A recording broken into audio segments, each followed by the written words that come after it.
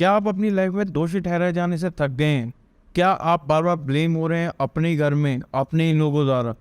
तो शायद हो सकता है आप भी एक स्केपगोट विक्टिम हैं।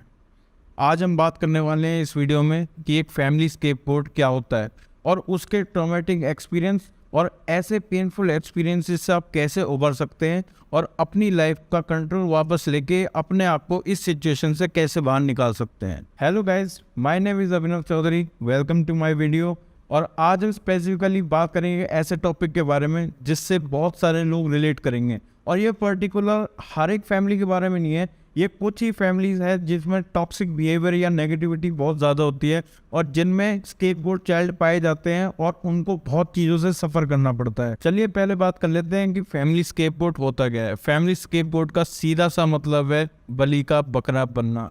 ये एक साइकोलॉजी टर्म है और इसका कई साइकोलॉजिस्ट ने मिलके इसका एनालिसिस करा था। उन्होंने पाया कि घर में बहुत सारे जहाँ पे टॉक्सिक बिहेवियर या नेगेटिविटी होती है वहाँ पे ऐसे विक्टिम अक्सर पाए जाते हैं और इनको फैमिली स्केपगोट बोला जाता है क्योंकि ये हर चीज़ के लिए ब्लेम होते हैं। और जब ये कुछ अपनी लाइफ में करना चाहते हैं तो इनको हमेशा रोका जाता है ये कह के कि तुम कुछ नहीं कर पाओगे, तुम तो फेलियर हो, तुम लूज़र हो। उनको उनके घर में ही एक लूज़र समझा जाता है, एक ये समझा जाता है कि ये कुछ नहीं कर पाएंगे। और जो ऐसे चाइल्ड बचपन में ये सब ट्रॉमा देख लेते हैं, जब उनके माइंड में ये चीज़ें डाल दी जाती हैं तो बड़े होके उनको काफ़ी सारी प्रॉब्लम्स होती है, बहुत सारी चीज़ों को, इश्यूज़ को फेस करना पड़ता है और उनके रिलेशनशिप में भी बहुत सारी प्रॉब्लम आती हैं। इन्हीं चीज़ों के ऊपर हम आगे डिस्कस करने वाले हैं। अब बात करते हैं कि स्केपगोट चाइल्ड चूज़ कैसे होता है। तो पहले मैं बता दूं, स्केपगोट चाइल्ड चूज़ होता है उन्हीं के पेरेंट्स के द्वारा।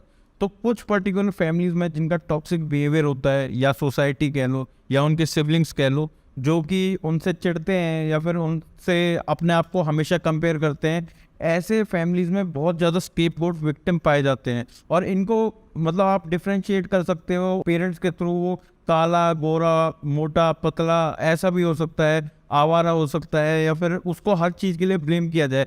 और क्या पता वो सच में ऐसा हो या ना हो, उसे सोसाइटी बोलती हो कि हाँ आप बहुत कुछ अच्छा लाइफ में कर सकते हैं, पर उसके घर वाले बिल्कुल नहीं मानेंगे क्योंकि उनके लिए उनका एक ही पर्सनल फेवरेट बच्चा होता है और दूसरा हमेशा स्केपगोट विक्टिम होता है। ऐसे चूज होता है स्केपगोट विक्टिम।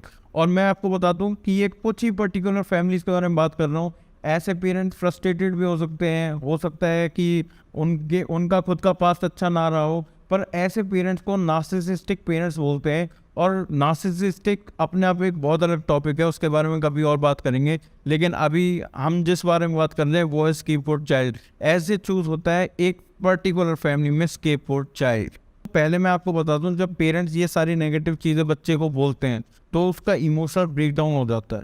वो मेंटली और फिजिकली बहुत ज़्यादा डल हो जाता है। वो अपना कॉन्फिडेंस खो देता है, हमेशा सेल्फ डाउट में रहेगा। वो कभी नहीं सोचता, जब भी वो कुछ करने का सोचेगा उसको उसी की बातें ही बोलेंगे कि नहीं यार तू कुछ नहीं कर पाएगा, तू एक लूज़र है, क्योंकि उसको बचपन से वो सारी चीज़ें बोली जा रही हैं। और ऐसा इमोशनल ब्रेकडाउन छोटे मोटे टाइम के लिए नहीं रहता है, बहुत लंबे टाइम तक चलता है। हो सकता है कई ज़िंदगी भर तक चले, क्योंकि कई साइकोलॉजिस्ट ने ये भी पाया कि लोगों को 40s 50s में जाके भी पता पड़ता है कि हाँ उनके साथ ये चीज़ें हुई हैं, वो एक फैमिली स्केपगोट के शिकार है। मेरा ये वीडियो बनाने का मकसद आज यही है कि आप इस वीडियो को देखकर समझे अपने आसपास की सराउंडिंग, कि आप कैसे माहौल में रह रहे हैं, कैसे एनवायरनमेंट में रह रहे हैं।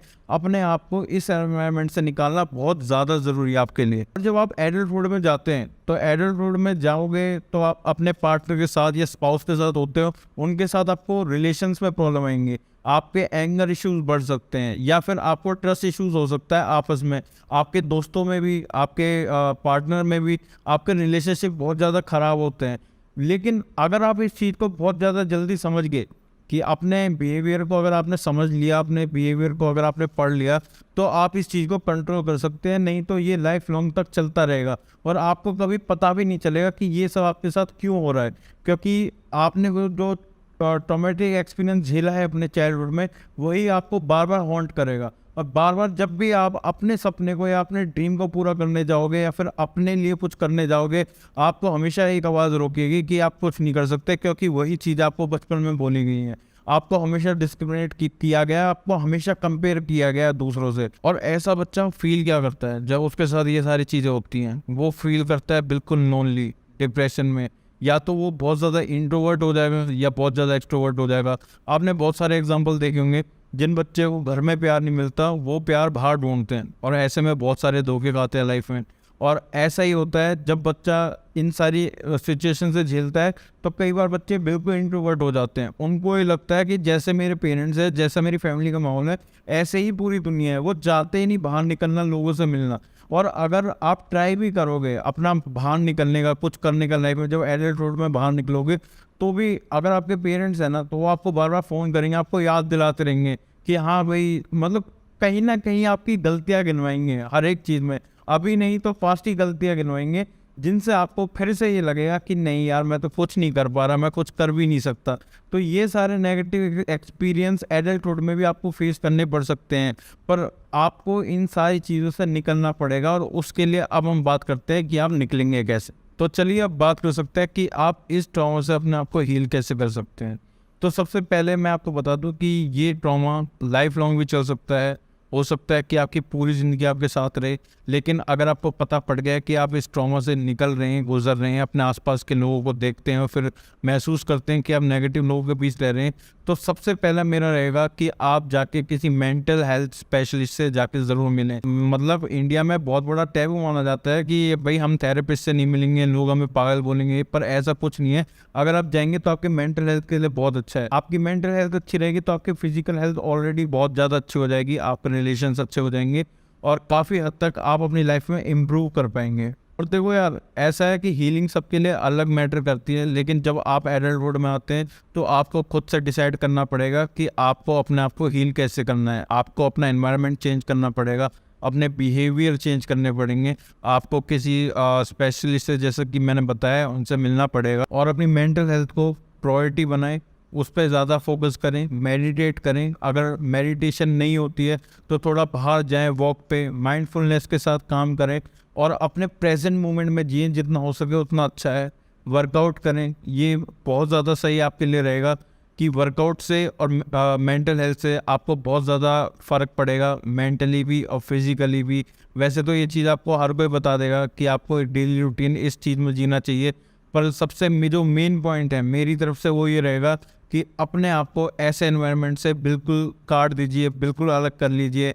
एक अपनी दुनिया अलग बनाइए जिसमें पॉजिटिव लोग रहेंगे, पॉजिटिव माहौल रहेगा और आप खुद एक पॉजिटिव रहोगे। आपको अपनी एक आइडेंटिटी बनानी पड़ेगी कि आप अपने आप को 5 साल या 10 साल बाद कैसे देखते हैं, आपको अपना जीवन कैसे जीना है। और अगर आपको वो जीवन जीना है और अगर जिस मोमेंट में आज आप हो, अगर ऐसे मोमेंट में रह के नहीं जी पाओगे तो वो मोमेंट बनाइए, वो सारा एनवायरनमेंट बनाइए कि आपको कैसे एनवायरनमेंट में रह के वहाँ तक अपने गोल तक पहुँचना है। तो यही था मेरा आज इस वीडियो का पर्पस, यही था फैमिली स्केपगोट चाइल्ड का विक्टिम कैसे होते हैं, वो चूज़ कैसे होता है, उसको फील कैसे होता है और वो हील कैसे होता है।